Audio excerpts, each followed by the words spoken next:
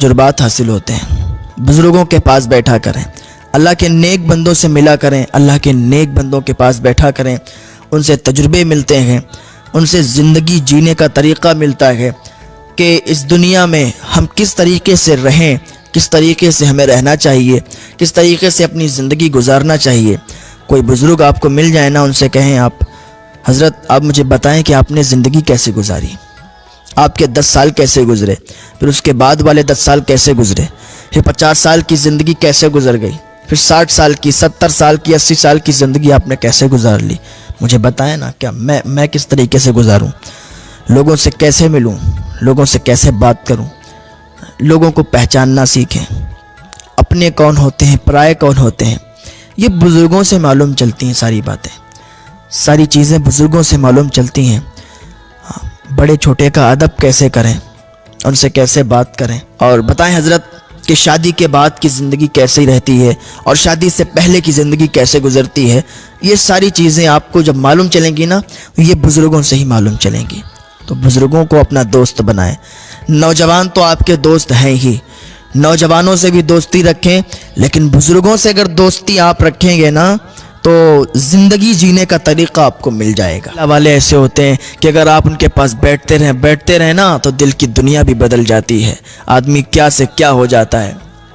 حضرت سعید بن عثمان رحمۃ اللہ علیہ فرماتے ہیں کہ ایک دن ہم سیدنا محمد بن منصور رحمۃ اللہ علیہ کی خدمت میں حاضر تھے۔ آپ کی بارگاہ میں اس وقت زاہدوں اور محدثین کی کثیر تعداد تھی، کثیر تعداد میں لوگ بیٹھے ہوئے تھے۔ آپ رحمۃ اللہ علیہ فرمانے لگے کہ ایک دن میں نے روزہ رکھا، روزہ رکھنے کے بعد میں نے یہ عہد کیا کہ میں اس وقت تک کوئی چیز نہیں کھاؤں گا جب تک مجھے معلوم نہیں چل جائے گا کہ یہ چیز حلال ذریعے سے کمائی ہوئی ہے، اس میں کوئی شبہ نہیں ہے، یہ حلال ہے، اور جب تک یہ معلوم نہیں چلے گا نا میں ایک لقمہ بھی نہیں کھاؤں گا۔ اس طرح میرا ایک دن گزر گیا لیکن کوئی ایسی چیز ہی نہیں ملی، دوسرا دن گزر گیا کوئی ایسی چیز نہیں ملی جو حلال طریقے سے کمائی ہوئی ہو، تیسرا دن گزر گیا کوئی چیز نہیں ملی، چوتھا دن ہوا نا تو میں نے سوچا کہ آج میں اس مقدس ہستی کے ہاں کھانا کھاؤں گا کہ جس کا رزق اللہ تعالیٰ نے حلال کیا ہے اور جس کا رزق حلال ہے۔ چنانچہ میں حضرت سیدنا معروف کرخی رحمۃ اللہ علیہ کی طرف روانہ ہوا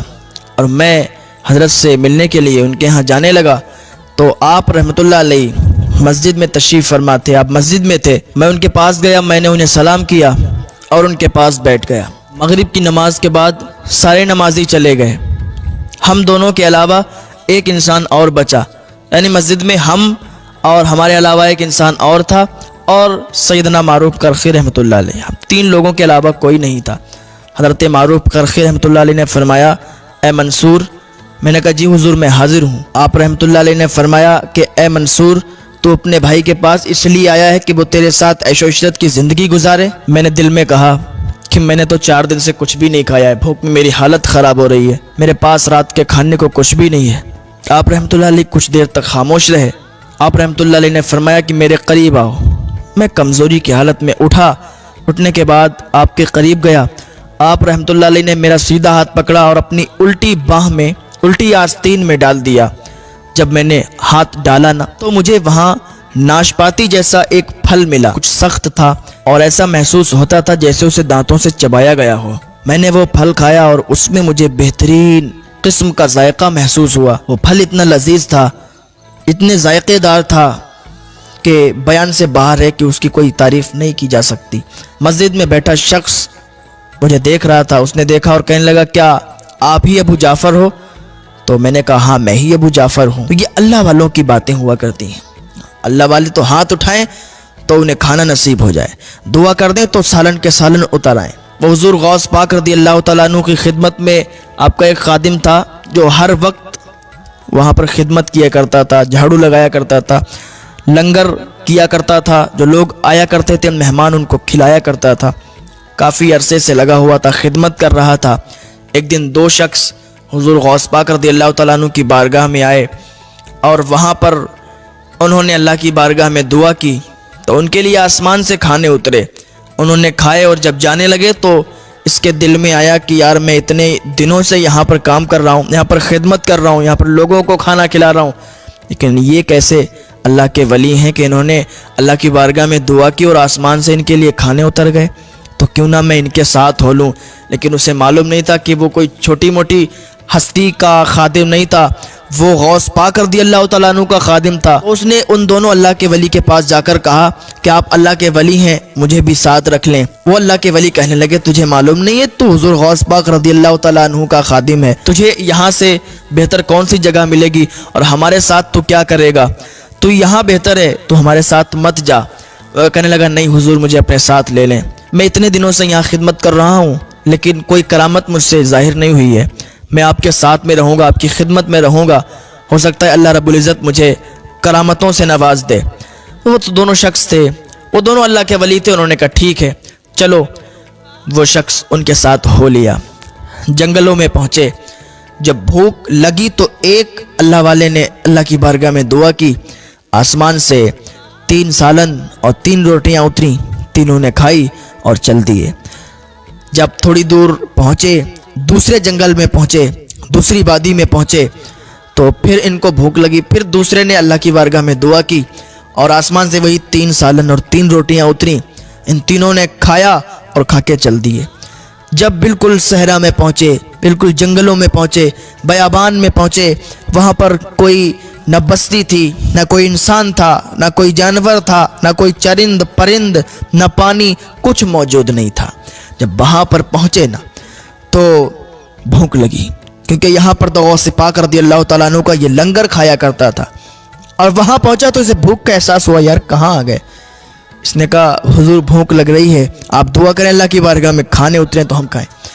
انہوں نے کہا نہیں، ہمارا قاعدہ یہ ہے کہ ہر انسان ہم میں سے ایک بار دعا کرتا ہے. ایک بار میں نے دعا کی، ایک بار انہوں نے دعا کی، اب باری ہے تمہاری، تم دعا کرو گے تو کھانا اگر اتر گیا تو کھائیں گے ورنہ پھر چلیں گے. اس نے کہا یا اللہ یہ کہاں پھنس گیا، میں اتنا کرامت والا کہاں، میرے اندر اتنی کرامت کہاں کہ آسمان سے میرے لیے کھانے اتریں. اس نے کہا میں تو آج پھنس گیا اور بہت برا پھنسا ہوں.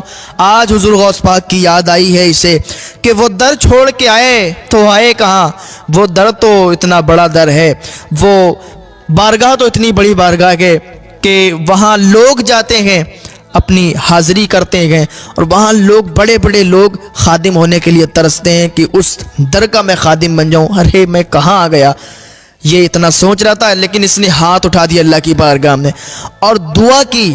تو ابھی تو 3 سالن 3 روٹی آتی تھی، جب اس نے ہاتھ اٹھائے اللہ کی بارگاہ میں تو ابھی 6 سالن اور 6 روٹیاں آئی ہیں. سبحان اللہ، 6 سالن اور 6 روٹیاں اتر گئی ہیں. وہ اللہ کے ولی جو تھے وہ بھی چونک گئے کہ یہ ابھی تو 3 سالن اور 3 روٹیاں اترتی تھیں لیکن یہ 6 سالن اور 6 روٹیاں کیوں اتری ہیں. کہا تم تو بڑا کرامتی ہو، تم تو کہتے تھے کہ ہمیں کرامت نہیں آتی ہے، لیکن اب تمہاری کرامت، اب تو ایسی کرامت ظاہر ہوئی کہ ہم سے زیادہ بڑھ گئے ہو تم. اب تو تمہارے 6 سالن 6 روٹیاں اتری ہیں. مجھے بتاؤ تم نے کس طریقے سے دعا مانگی، تم نے کس طریقے سے اللہ کی بارگاہ میں دعا کی جس کی وجہ سے یہ 6 سالن اور 6 روٹیاں اتنی ہیں. اس نے کہا سنو، پہلے تم بتاؤ کہ تم نے کیا مانگا تھا، تم نے کس طریقے سے دعا کی تھی کہ جس کے ذریعے سے 3 سالن اور 3 روٹیاں اترتی تھیں. تو وہ اللہ کے ولی جو 2 تھے وہ کہنے لگے ہم نے تو دعا کی اللہ کی بارگاہ میں کہ یا اللہ حضور غوث پاک رضی اللہ تعالیٰ عنہ کے در کا جو خادم ہے اس کے وسیلے سے، اس کے صدقے سے ہمیں کھانا نصیب فرما. تو حضور غوث پاک رضی اللہ تعالیٰ عنہ کے خادم کے صدقے سے 3 سالن اور 3 روٹیاں اترتی تھیں. وہ خادم کہنے لگا کہ تمہیں معلوم نہیں ہے وہ کوئی اور نہیں تھا، وہ میں ہی خادم ہوں، وہ وہاں کا خادم کوئی اور نہیں ہے، وہ اس در کا میں ہی خادم ہوں، میرے صدقے سے تمہیں 3 سالن اور 3 روٹیاں ملتی تھیں. یہ تو بات مجھے بھی نہیں معلوم تھی کہ میں اتنا بڑا کرامتی ہوں جو حضور غوث پاک رضی اللہ تعالیٰ عنہ کے در کا خادم ہو، اس کا کہنا ہی کیا ہے.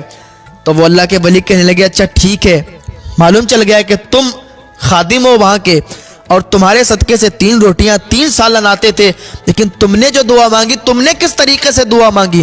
وہ کہتا میں نے جو دعا مانگی نا تو میں نے تو حضور غوث پاک کے صدقے سے مانگی تھی، حضور غوث پاک کے صدقے سے مانگی تو 3 سالن اور 3 روٹیاں نہیں بلکہ 6 سالن اور 6 روٹیاں اتنی تھیں. ہاں ہم نے تو حضور غوث پاک رضی اللہ تعالیٰ عنہ کے وسیلے سے مانگی تھی، ہم تو حضور غوث پاک کے خادم ہیں، آپ ہمارے وسیلے سے مانگ رہے تھے نا، ہم نے حضور غوث پاک رضی اللہ تعالیٰ عنہ کے وسیلے سے مانگی. تو یہ اللہ والوں کی باتیں ہوا کرتی ہیں.